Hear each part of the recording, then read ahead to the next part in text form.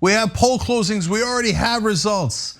I will get to your comments and all the other things we do in a minute. But first, Indiana, Kentucky, Vermont, New Hampshire, Georgia, Florida, South Carolina have all closed. And we already have 3 results. So far, every result coming in, almost every result coming in is in favor of Donald Trump. MAGA, start the reel. Okay. My life is so pathetic that I sit around waiting for when you guys are upset. Oh yeah, I can't wait to drink your tears. All right, here we go. New York Times has called Kentucky 8 electoral college votes going to Donald Trump in Kentucky.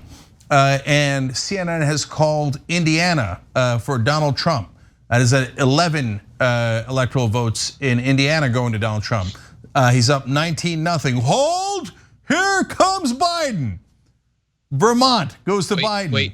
3. So it is currently 3-19. And by the way, I'll just have you know, one of the most progressive states comes in first for Biden. So progressives doing their job. We'll see how everybody else does.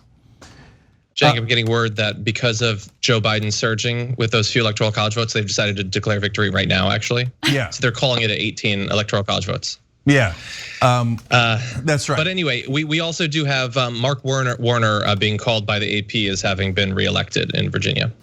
All right, so Mark Warner is a total corporate Democrat in Virginia, but he is a Democrat and he's won re-election easily, and we'll give you updates on some of the other easy races as well. Soon, we'll get to declare Jamal Bowman your new congressman from New York. That'll be coming up shortly. But now, obviously Indiana and Kentucky were never in doubt. They were always gonna go to Trump. Vermont was never in doubt. It was always gonna go to Biden. Those are not remotely swing states. That's why we're not remotely worried and there's nothing has gone out of the ordinary yet. Now though, for the first time, we have Florida results. So let's buckle up a little bit here. 13% reporting, Donald Trump with a 53-46 lead, 7-point lead. And right now, this is basically, we're on this first or second drive of the first quarter, to use a football analogy. And right now, Trump's going, call it, it's over, game's over, right? Game's over. But guys, as you can see on the blog that we have, there's tyt.com/live blog that gives you updates as well. But at the very top of that, there's a link to our basically almost like a voter guide, but it tells you who counts fast and who counts slow. Pennsylvania counts slow, so the results you'll see tonight from Pennsylvania are not necessarily indicative of how it's going to turn out. And Trump is expected to have more in-person voting, so that's what people are calling the red mirage, where it looks like Republicans, including Trump, are leading, but that's because they are very slow to count the mail-in ballots, or Democrats have a big advantage. In Florida, they have already counted the mail-in ballots, so now they are reporting things rapidly. That's why instantly we're at 13% reporting in Florida. If it was a normal election, it would take much longer. So now 13% doesn't mean anything yet. Especially because it's a hodgepodge of bringing in the mail-in votes you already counted, and I don't know exactly how they're bringing them in. It's since nearly 2/3 of the votes are mail-in, it is possible that they could have just said 63% reporting, and here's all the mail-in votes. They have not done that yet. They're bringing it out more slowly with 7%, 10%, 13. Now it's up to 14% reporting, and it's still 7 points for Trump. But we have no idea if that 14% is the in-person voting where Trump has an advantage. And we told you about that at the very beginning of the day. More Republicans showing up at the polls in Florida as expected. Or if that 14% is the mail-in ballots where Biden is supposed to have an advantage. So it matters a ton where that 14% is coming from. Yes, John. It is the distribution between day of votes and the early votes, but it's also where in the state either of those two things are coming from. And the first 13 could be weighted one way or the other based on that. It could be that some areas of the state are reporting their totals more early, whether they were the early ones or they were the day of ones. And we just had it jump up to 20% reporting. It's now 50.9 to 48.2, so it's a little bit closer. But bear in mind, we're still shy of 2.4 million votes. And even in 2016, there were more than 9 million votes cast. It's probable, I would say, that more than that will be cast this time around. So there's still a long way to go. Yeah, but you can see it narrowing from the very first batch that they put in. The numbers John just gave you are only a 4-point difference. So even in this last couple of minutes that we've been talking, it went from 7 points to 4 points. So because if you're watching on normal election night, and we cover all the big election nights, midterms, presidential, you name it, we cover it. And a lot of the big primary nights too, not just for presidential, but for progressives who are running. One of the best nights we ever had. Actually, almost all the great nights in TYT were primary nights. When Cara Eastman came from behind and won her primary in 2018, John and I went nuts. It was at the very end of the night. It was jubilant. It was wonderful. The night AOC beat Joe Crowley in that primary. The night Bernie Sanders won the Michigan primary in 2016. So there's these great moments. So if some of you have seen some of those, and you'll see that we tell you 1% reporting doesn't mean anything.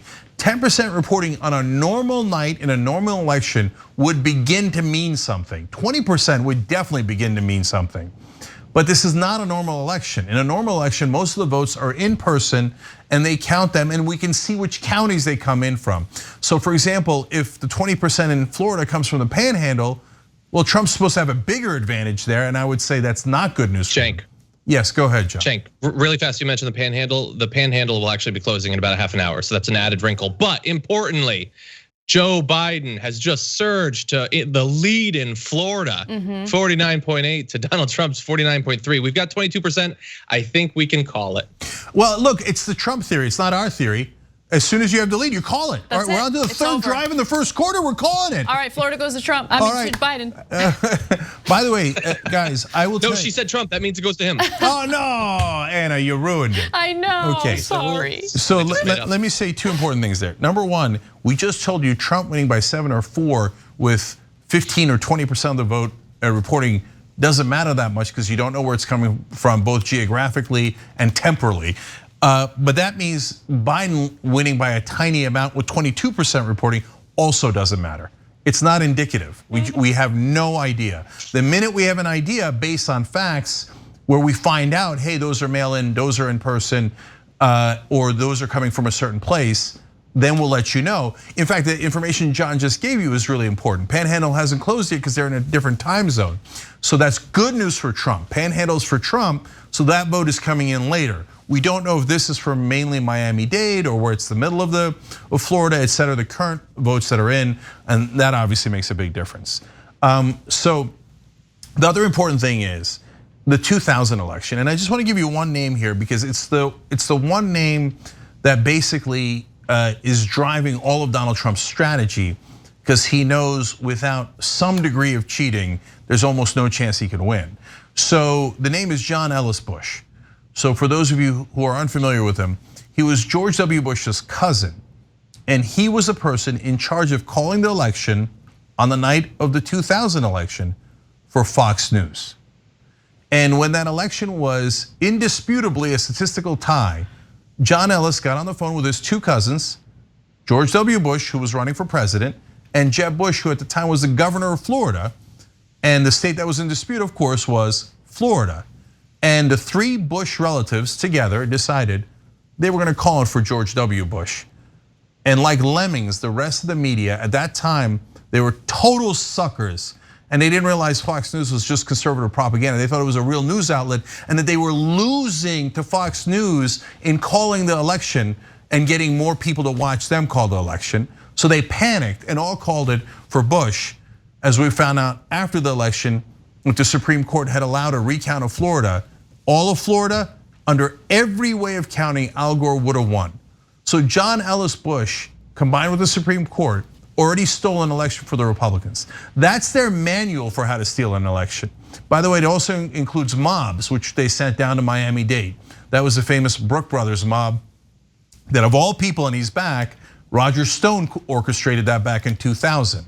And so those are all Republican lobbyists and consultants pretending to be an outraged citizen mob who didn't want a recount in a democracy.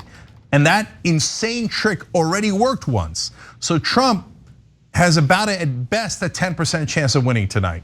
So what he's hoping for is a total mess and chaos, and to call the election early.